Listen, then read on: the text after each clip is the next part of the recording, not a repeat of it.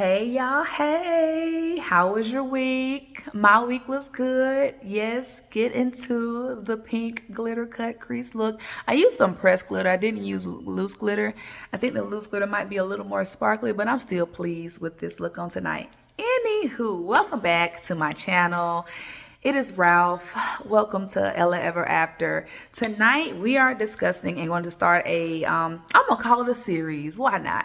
And it's going to be on killing comparison, because comparison it don't help. It does not help a soul. It is a killer of many things, and we're just not gonna do that in this year. So the first thing I want to bring up when killing comparison is to make sure we understand that no time is wasted. Okay, I'm gonna repeat that again, and I want you to say it with me. No time is wasted. I thought about this, and I've been thinking about this for a while as I'm still walking this out and trying to figure out, what am I supposed to be when I grow up, and what is my purpose, and what am I supposed to be doing on the earth that leaves an impact, so on and so forth. One thing that I've been learning daily, weekly, monthly, yearly is that the American dream is a lie. And I don't mean it in the sense of I cannot have the husband, the 2.5 kids, the dog, the house, and a white picket fence. I could totally have those things. The lie is the time that we've been taught we should have those things. Like it's not even, that's not realistic for me to do all that. Like in the 50s and 60s, that was the thing, that people were married by their early 20s. And even today, there are some people that are married by their early 20s, but it's a lot later. In that time and that age of people getting married is getting later and later in life. And I think that's because we're all recognizing that the time frame that we've been given is just not realistic. And because of that, there's a lot of pressures that have been added to our lives unnecessarily that has not allowed us to make some of the best decisions or the healthiest decisions, or even allowed us to be able to walk in the, absolute best version of ourselves, because we're so scared that if it does not happen now, if it's not happening in these next year, 2 years, by the time I'm 25, by the time I'm 30, by the time I'm 40, that, oh my God, I missed it. And that's so far from the truth. So let's start with, no time has been wasted. Nothing that you have endured or gone through, that whether you thought it worked out in your good, for your good or not, whether you've recognized or not, nothing has been for naught. So your failures have not been a waste of time. The time when you was being hard-headed has not been a waste of time. The seasons that you had to repeat a lesson has not been a waste of time. The doors that have been closed have not been a waste of time. Even those things that just did not work out exactly how you thought have not been a waste of time. If you really sit down and look at it all, have you really gone back to see, what did I learn about myself in those times, from that space, from that job, from that relationship, from that friendship, from that time, whatever, that I didn't know about myself before? What did I learn about God and another characteristic of God in that time that I did not know before? How did I grow? What things did I learn about myself strength wise? What things did I learn about myself weak wise? And let me not say weakness, because that's not a really good word to use. What did I learn is another area that I can use to grow, and not to beat myself up with that, but to say, all right, that's the area I can focus on moving forward, so I'm not repeating this same thing again. But again, nothing has been wasted, because you will notice as you continue to live that everything that you have endured, you have completed or not completed, no matter what the situation, circumstance, no matter how unrelated it may seem, it is all being woven and working together for your good. And that is, let me say this, the moment you decide, and if this is like for people that if you're a believer, the moment you decide, man, you know what, I'm ready to really submit this thing. I'm ready to really be about what it is I'm supposed to be doing in the earth. And you decide, I'm going to start consulting and working on that relationship with God, and also working on your relationship with yourself. I'm telling you, he's working. Even before you make that decision, he has so much grace and love for us that he's already worked those things for our good. So again, I want to encourage you that no time has been wasted. When you think about wine, and I love me some wine, And the older I get, the more I realize I'm being a big girl because I'm starting to like the little dry wine. So I'm really feeling grown. So when you think about wine, the longer wine sits before it's open, the better it gets. Let's take it a step even further back. Grapes. I was doing a little digging about grapes and how they function, how they're planted, what's the pruning process, what's the timeline of planting the seed for the grape and then actually seeing and getting a grape. It takes about 3 years from the time of planting that seed to actually getting a harvest of a grape. 3 years. That's a toddler. That means that you know what can happen in 3 years? And it sounds like a long time, but it's really not. But then while you're in it, it feels like forever. And in that first year, the farmer, husbandry-er, I'm not saying that word right, but you know what I mean. The person that's responsible of tending to and taking care of that vine, he is cutting the excess shoots and unnecessary leaves or growths off of that vine in the first year before the buds even get to really doing what they gonna do.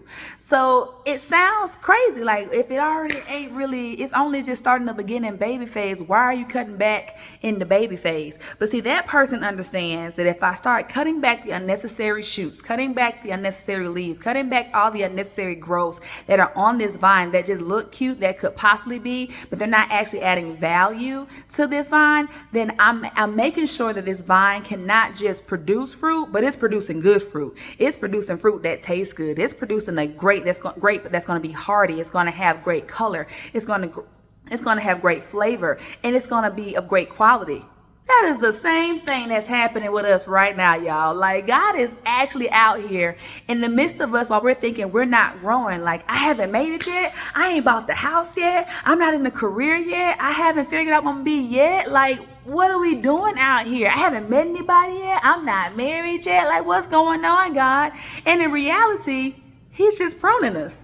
He is cutting back. He's cutting back those things that look like they were productive but weren't. He's cutting back those opportunities, those relationships, those habits, those desires, maybe some characteristics, maybe some things that he sees that they may seem like, oh, that's just part of me. That's just how I am. That's what I've got. But it's not going to help us grow or excel in where He's taking us. And in the long run, if we can stay diligent, if we can stay focused, if we can keep our eyes on Him and not to the left and to the right, watching people who only post the good things, and let's once again be very honest, they're not going to post the ugly side and the hard side of where they are. And like I said before in previous videos, I celebrate all of my family, friends, classmates that are out there doing the dang thing, but I can't focus on them or I'll be distracted and comparing myself and wondering, why am I not there? Not recognizing right here where I am is absolutely necessary, and it's just as special because, man, when He finishes this process, as I continue to stay planted, as I continue to stay focused, as I continue to do the work with loving on me and loving me sincerely, as I continue to do the work of getting to know God and working on our relationship so that it is also sincere, He is cutting away so much stuff. He is pruning away so much stuff. And that shit hurts like hell a lot of the time. A lot. It hurts, y'all. It don't feel good. It does not feel good. I swear, this week, every morning I will be worked up at work about something concerning about my life, my future, my purpose, all that. And by lunchtime, I'm just like, first of all, Ralph, was that even necessary? Was it necessary for you to get this worked up? No. So you wasted a lot of energy there. Second off, Ralph, has anything that has ever happened, any job, any opportunity, any move, has any of those things been a waste of your time? Absolutely not. Because every single one of those things have been connected in one way or another. And even me being here has been like a full circle moment of me being able to connect with people I already knew and then open the door for other opportunities. So even now, I'm just like, you know what, God? Bump my timeline.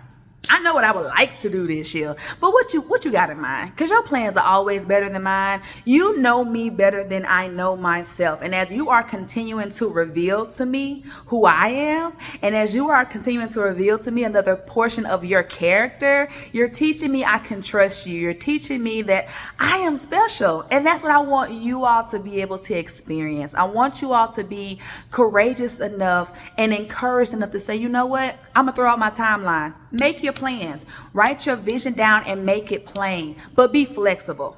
And if it does not happen in 3 months, a year, 3 years, don't be deceived to believe that nothing's happening. Don't be deceived to think that you're not on the right path. Don't be deceived to think that you're wasting time. No, baby, maybe you're being pruned. Maybe you're being cut. Maybe you're being prepared because he wants to make sure that when you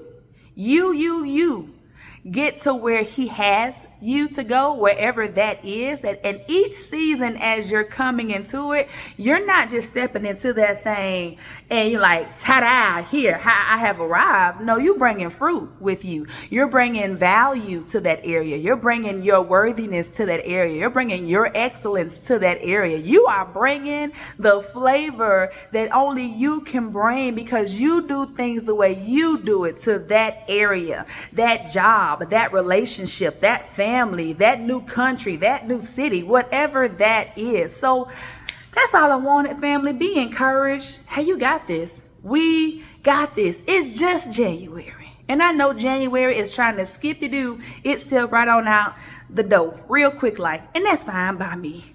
But y'all be encouraged. We got this. It's going to be okay. We are being pruned. And if you can find the encouragement to do so, thank God for this place. I do. Thank God for this place. It's preparing you for the thing you're asking for. It's preparing you for the things you didn't know to ask for, that you didn't know was on the other side of that blessing, that he is definitely preparing to this boom drop. And you're gonna run into it before you know it. All he wants to make sure is that when you get it, you're able to handle it and you're able to maintain it. Because nobody wants to get something, celebrate it, shout all over the floor, snotting and crying, and then a month later it's gone because you couldn't even handle or maintain it because of your character, because of your poor management, because of poor habits or poor connections. We ain't doing none of that in this year. When God brings those awesome things into our lives in this year, we keeping it. We're maintaining it. And we're making it better. He gonna give us a few talents. We're gonna multiply them talents. So that's it, guys. Y'all have a great week. Love you all so much. Like, subscribe, and share. And I will see you all next time. Bye.